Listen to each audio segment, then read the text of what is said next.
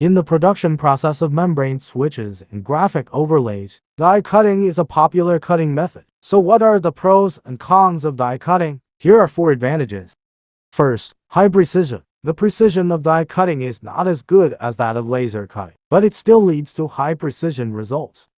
Second, high efficiency. Die cutting can handle multiple materials at one time, with high speed and high efficiency.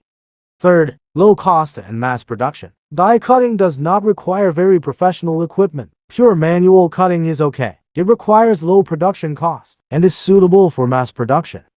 Fourth, easy maintenance. You don't need to inflate. The equipment has compact structure and small footprint. It doesn't need too much laborious maintenance. On the other hand, there are some disadvantages. First, it's not suitable for some materials. For something like flexible circuit boards, the die is difficult to cut, so it is not suitable.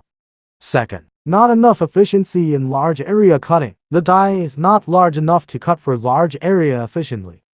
Third, it is difficult to cut a window with a very small area. For a very small window, the cutting precision is not high enough, and the error is large, so it is difficult to cut out small windows stably. Laser cutting is okay in this situation.